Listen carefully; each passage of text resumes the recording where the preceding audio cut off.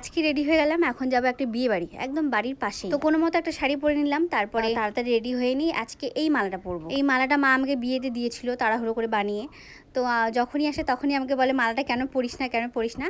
তো ভাবছি দেখি আজকে পরে কেমন লাগে। আসলে মালাটা দেখি আমার মনে হয়েছিল যে মানাবে কিনা আমাকে, তো সেজন্য মালাটা কোনোদিন পরিনি। তো আজকে পরে দেখলাম যে ঠিকই লাগছে। তারপর একগুলো চুড়ি বার করলাম। এই চুড়িগুলো প্রায় অনেক বছর হয়ে গেল, বিয়ের আগে আমাকে শাশুড়ি কিনে দিয়েছিল।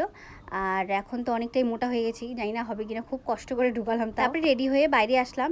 এই যে কি দান দেবো সেটাই ভাবছি। অনেকে তো বালতি নিয়ে গেছে আমাদের দোকান থেকে, তো আমরা ভাবলাম যে বালতি নিয়ে থালা বাটি গ্লাস এগুলো দিলে কোনো না কোনো দিন তো কাজে লাগবেই ওদের। ওই শাড়ি বিছানার চাদর যেগুলো কোনো কাজে লাগে না সেগুলোর থেকে। তারপর এই যে হাঁটতে হাঁটতে আমি বর আর শাশুড়ি মিলে পৌঁছে গেলাম বিয়ে বাড়ি।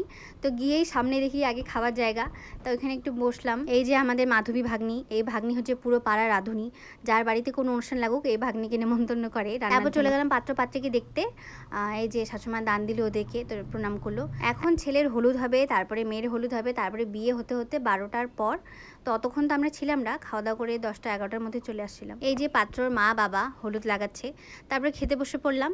খুব সিম্পল করেছে, পাঁপড় ভাত ডাল ঘন্ট মাংস চাটনি। আর এই যে এখানে পাত্রর মা বাবা ঘাড়ে গামছা নিয়ে সবাইকে বলছে গিয়ে যে কেমন হয়েছে রান্না বান্না, ভালো হয়েছে কিনা, কেমন খাচ্ছে সবাই। এগুলো তো এখন শুধু গ্রামেই দেখতে পাওয়া যাচ্ছে, শহরে বা কিন্তু যারা বড় সড়ো করে বিয়ে বাড়ি করে, অনেক মানুষকে নিমন্ত্রণ করে, এত মানুষ নিমন্ত্রণ করে যে তাদের সাথে কথা বলারও টাইম থাকে না ওদের। আর খাবার জায়গা তো এত ভিড় হয় যে কাউকে দেখা যায় না। তারপর বিয়ে বাড়ি থেকে এসে তো আমি শুয়ে পড়েছি। তারপরে দেখি বাইরে আওয়াজ হচ্ছে কিসের, শাশুড়ি দেখি ভাত বসিয়ে দিয়েছে। দাদা বিয়ে বাড়ি যাবে না, তো সেজন্য দাদার জন্য ভাত বসিয়ে দিয়েছে। গিয়ে আমি তখন ওদেরকে ভাত টাতগুলো বেড়ে টেড়ে দিলাম।